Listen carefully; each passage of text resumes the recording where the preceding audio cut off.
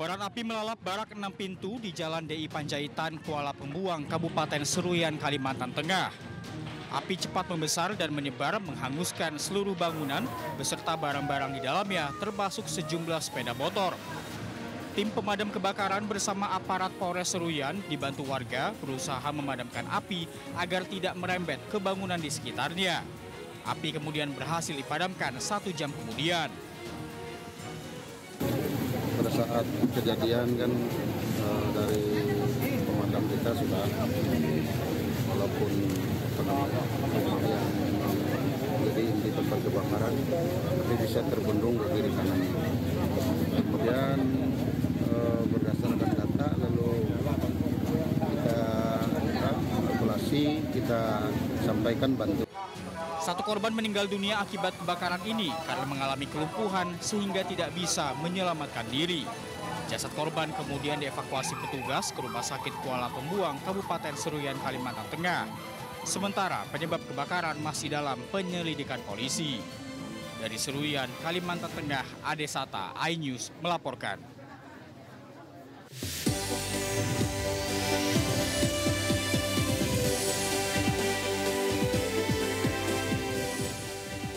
Empat orang santri meninggal dan puluhan lainnya luka-luka tertimpa tembok kolam penampungan air yang ambrol di Pondok Pesantren Gontor, Magelang, Jawa Tengah.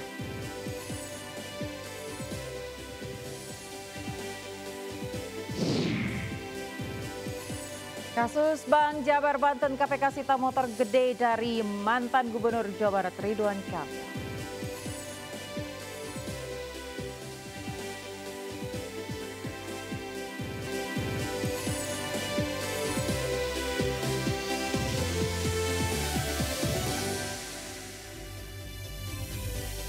Halo, selamat malam pemirsa. Sindo Malam hadir dengan beragam informasi terkini tanah air serta mancanegara. Bersama saya Aya Nufus, inilah Sindo Malam selengkapnya.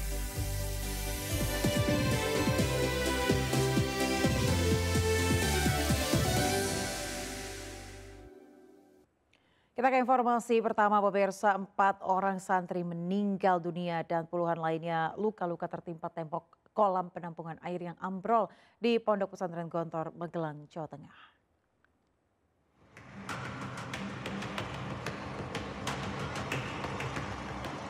Tembok kolam penampungan air di Pondok Modern Darussalam Gontor, Magelang, Jawa Tengah ambrol dan menimpa puluhan santri. Ambrolnya tembok dipicu tanah longsor yang terjadi Jumat siang. Saat kejadian, para santri sedang mengantre untuk mandi. Naas mereka tertimpa reruntuhan tembok hingga terjebak puing-puing bangunan. Akibatnya 25 santri terluka dan 4 lainnya meninggal dunia. Untuk jumlah korban yang meninggal itu ada 4 dan 5 orang dinyatakan selamat.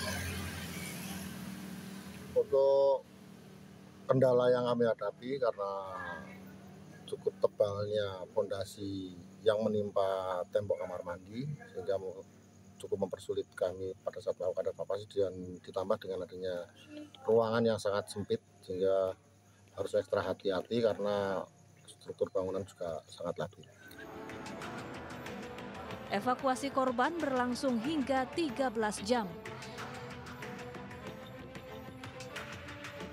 Kini para santri yang terluka menjalani perawatan di RSUD Merah Putih Magelang. Dari Magelang, Jawa Tengah, Puji Hartono, iNews melaporkan. Pemirsa, Gunung Merapi di Kabupaten Agam, Sumatera Barat meletus 2 kali berturut-turut pada Jumat sore. Warga di sekitar kaki gunung merasakan letusan seperti gempa dan hujan abu melanda daerah Salim Paung di Tanah Datar dan Lasi di Agam.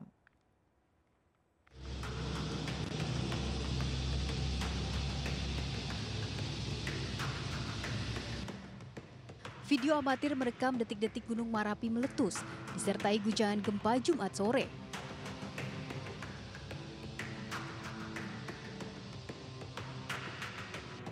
Asap hitam terlihat membumbung dari kawah di puncak gunung.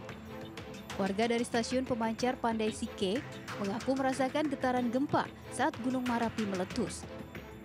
Sementara petugas pos pengamat gunung api mencatat, Gunung Merapi mengalami erupsi 2 kali sepanjang Jumat sore.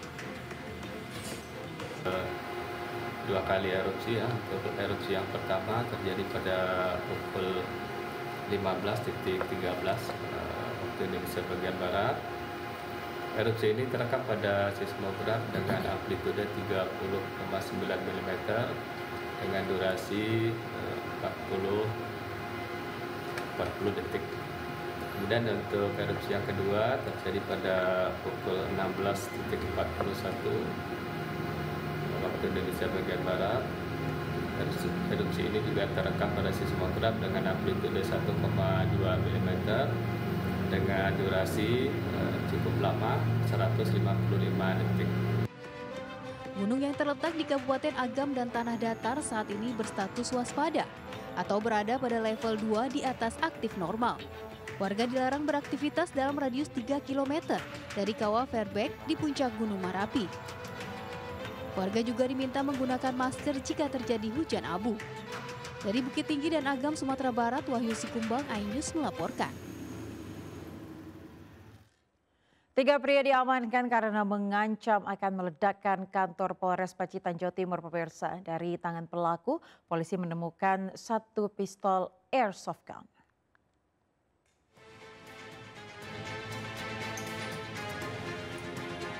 Ketegangan terjadi di Mapolres Pacitan Jumat siang. Tegangan ini berawal saat 3 pria mendatangi Mapolres Pacitan. Awalnya mereka melakukan mediasi kasus kecelakaan lalu lintas antara truk bermuatan solar dengan minibus di wilayah Desa Tanjung Sari, Kecamatan Pacitan. Saat proses mediasi berlangsung, salah satu pihak yang mengaku sebagai pengurus bisnis solar emosi dan mengamuk dan meminta agar kasus segera diselesaikan. Bahkan pelaku yang juga mengaku sebagai residivis teroris juga mengancam akan meledakkan Mapolres Pacitan jika permintaannya tidak dipenuhi. Menanggapi ancaman serius, petugas langsung mengamankan ketiga pelaku. Saat penggeledahan ditemukan 1 pucuk pistol jenis airsoft gun yang disimpan di dalam tas salah satu pelaku. Jihandak Brimopolda Jatim didatangkan untuk memeriksa mobil pelaku, namun tidak ditemukan adanya peledak. Dari Pacitan, Jawa Timur, Ahmad Subeki, iNews melaporkan. Pemirsa, penyidik Kejaksaan Negeri Jakarta Pusat kembali melakukan penggeledahan terkait kasus dugaan tindak pidana korupsi pengelolaan Pusat Data Nasional Sementara atau PDNS Kementerian Komunikasi dan Digital periode 2020 hingga 2024.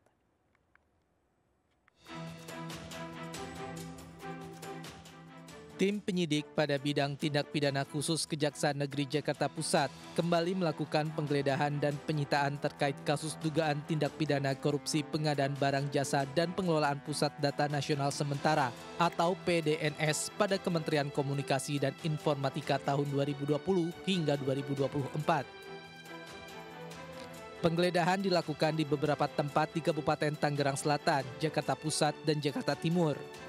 Di antaranya ialah PT STM BDX Data Center, kantor PT AL Gudang atau Warehouse PT AL, serta di rumah saksi yang diduga terkait dengan perkara. Dari penggeledahan ini, penyidik menyita sejumlah dokumen yang berkaitan dengan pengadaan PDNS. Ada barang bukti elektronik yang disita guna penghitungan kerugian negara dan pembuktian di persidangan. Ini merupakan rangkaian penggeledahan lanjutan terhadap penggeledahan yang sudah dilakukan beberapa waktu yang lalu, di mana penyidik memandang perlu untuk melakukan penggeledahan di 5 lokasi tersebut untuk kembali menambah barang bukti dan alat bukti supaya penyidikan ini semakin kuat. Sampai saat ini saksi yang sudah diperiksa oleh penyidik itu sebanyak 70 orang saksi dan penyidik masih terus melakukan pemeriksaan saksi tambahan. Di samping itu juga penyidik telah melakukan pemeriksaan beberapa orang ahli. Terkait dengan tersangka, penyidik belum menetapkan tersangka, tapi penyidik telah mengantongi beberapa nama sebagai calon tersangka. Tiba waktunya nanti penyidik akan menetapkan tersangka tersebut, calon tersangka tersebut menjadi tersangka, dan akan menyampaikannya kepada publik atau kepada masyarakat. Dalam waktu dekat, penyidik Kejari Jakarta Pusat akan melakukan gelar perkara untuk menetapkan tersangka. Penetapan dilakukan setelah pemeriksaan saksi dan ahli tambahan serta analisa barang bukti sitaan selesai. Dari Jakarta, Tim Liputan iNews melaporkan. Keinformasi lainnya, pemirsa, musisi Ryan Pono melaporkan anggota DPR RI Ahmad Dhani ke Bareskrim Polri dan Mahkamah Kehormatan Dewan terkait dugaan penghinaan marga.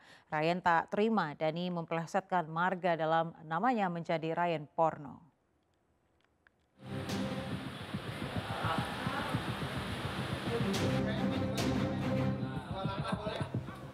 Musisi Ryan Pono melaporkan anggota DPR RI Ahmad Dhani ke Mahkamah Kehormatan Dewan terkait dugaan penghinaan marga.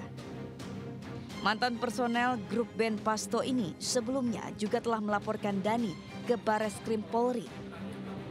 Ryan mengaku tidak terima marga dalam namanya kembali dipelesetkan Dhani dengan kata-kata yang tidak pantas. Ini adalah bentuk keseriusan kami bahwa kami menganggap isu ini adalah isu yang serius, isu yang dilakukan oleh bukan hanya oleh seorang musisi, tapi Ahmad Dhani adalah memiliki entitas baru yaitu sebagai anggota dewan. Itu makanya kami menganggap ini adalah langkah yang harus kami ambil secara serius dan tegas. Sementara itu Ahmad Dhani mengaku siap jika dipanggil polisi maupun MKD untuk menjelaskan duduk perkara masalah ini. Nah, itu masalah pahaman aja. Nggak perlu dibesar-besarkan. Tapi dari Ryan sendiri bilang bakal ada gelombang besar karena Pak Jum menyebut kata-kata. Gimana tanggapannya menurut? Ya dia sendiri yang menggelombangkan. Karena itu kan bentuknya japri kan. Karena dia bilang mungkin kliennya menerima tapi marganya tidak menerima. Jadi kalau nggak terima ya dilaporkan ke polisi saja. Masalah ini bermula saat Dhani menyebarkan undangan diskusi publik tentang Undang-Undang Hak Cipta ke media. Dalam undangan, tercantum nama musisi Ryan Pono dengan kesalahan penulisan menjadi Ryan Porno. Ahmad Dhani kemudian meminta maaf secara pribadi atas ketidaksengajaan penulisan dan dimaafkan Ryan. Namun saat diskusi berlangsung, Dhani malah kembali memanggil nama Ryan Pono dengan sebutan Ryan Porno. Dari Jakarta, Rani Sanjaya, iNews melaporkan. Pemirsa, Danjen Kopassus Mayor Jenderal TNI John Afriandi meminta maaf kepada publik dan Satuan Ihwal adanya sejumlah anggota berfoto dengan Ketua Umum Ormas GRIP Hercules. Selain itu, dia akan melakukan perbaikan kepada anggotanya.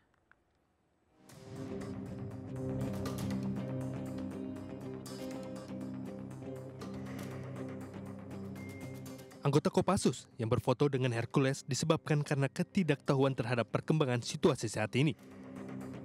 Danjen Kopassus TNI Angkatan Darat, Mayor Jenderal John Afriandi, akan memberikan wawasan lebih banyak kepada anggotanya agar introspeksi diri saat berhubungan dengan masyarakat. Anggota yang berfoto dengan Hercules tidak memikirkan dampak negatif dari tindakan tersebut. Kami mohon maaf, akan tetapi kami yakinkan kami akan melakukan perbaikan. Anggota kami mungkin kurang mendapatkan informasi, sehingga kami akan memperbaiki diri. Sementara belum ada tanggapan dari Mabes TNI terkait adanya anggota Kopassus yang berfoto dengan Hercules. Tim Liputan iNews melaporkan. Pemirsa, pasca adanya peristiwa pembakaran 3 mobil polisi di kawasan Harjamukti, Cimanggis, Kota Depok, Gubernur Jawa Barat Deddy Mulyadi menyebut negara harus melawan tindakan premanisme. Namun akibat ucapannya tersebut, pimpinan Ormas GRIP mengultimatum orang nomor 1 Jawa Barat ini. Premanisme harus semakin susut bila perlu sampai 0. Pasca adanya peristiwa pembakaran 3 mobil polisi di kawasan Harjamukti, Cimanggis, Kota Depok, Gubernur Jawa Barat Deddy Mulyadi menyebut negara harus melawan tindakan premanisme bila perlu sampai 0. Deddy Mulyadi juga telah berpesan kepada warga di lokasi untuk tidak membuat kegaduhan serta harus menjunjung tinggi adat istiadat. Dan dipastikan juga bahwa premanisme harus semakin susut bila perlu sampai 0. Zero premanisme, dan kita tidak bisa melakukan kebijakan itu sekaligus hilang karena tantangan pembangunan ini berat manusia sudah multicultural di Depok ini, kemudian jumlah manusianya banyak, ada yang punya KTP Depok dan banyak yang tidak punya KTP Depok, kemudian ada yang punya rumah, ada yang tidak punya rumah, dan kita mencari solusinya. Dengan saya tadi sudah titip pesan pada warga yang di sana, pokoknya di sini tidak boleh bikin kegaduhan, tidak boleh bikin hal-hal yang bersifat rusuh. Harus menjunjung tinggi adat dan istiadat masyarakat Jawa Barat yang mengedepankan semangat sili asah. Sementara juru bicara Organisasi Kemasyarakatan Gerakan Rakyat Indonesia Bersatu atau GRIP menyebut ucapan Gubernur Deddy Mulyadi bisa menyebabkan konflik di masyarakat dan mengultimatum Gubernur Jawa Barat tersebut untuk tidak bermasalah dengan ormas pimpinan Hercules itu. Kang Deddy, pesan ketua umum kami, ya, kami tidak pernah ganggu Anda, ormas lain juga tidak pernah ganggu Anda. Jadi jangan ganggu ormas dan jangan ganggu kami. Ini warning, peringatan agar jangan terjadi kekacauan yang karena Anda penyebab. Kami sudah sampaikan, GRIP ini mandiri. Sejak zaman dulu sudah ada kejahatan. Kalau pribadi melakukan kejahatan, proses secara pribadi. Kalau kelembagaan kami yang sama, proses secara kelembagaan. Dan kalau Anda juga sama menimbulkan konflik, Anda juga bikin proses. Meski demikian, Deddy Mulyadi juga menyebut dirinya sebagai gubernur hanya melihat dari sisi sosialnya. Selebihnya jika memang ada campur tangan dari ormas tertentu, maka hal tersebut merupakan tugas dari Satuan Tugas Gabungan TNI dan Polri.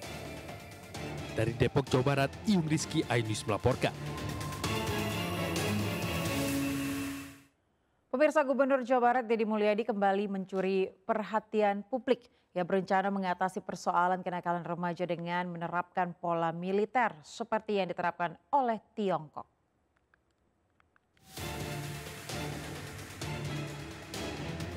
Melihat keberhasilan penerapan pola militer untuk mengatasi persoalan kenakalan remaja oleh Tiongkok, Pemprov Jawa Barat akan menerapkan hal serupa khususnya di Kota Depok. Hal ini menjadi wacana serius terkait penanganan kenakalan remaja yang terus berkembang di Kota Depok. Gubernur Jawa Barat Deddy Mulyadi mengungkapkan bahwa masih banyak ditemukan kasus anak yang terjerumus dalam kenakalan berat, seperti konsumsi obat-obatan terlarang, minuman beralkohol, bahkan narkoba.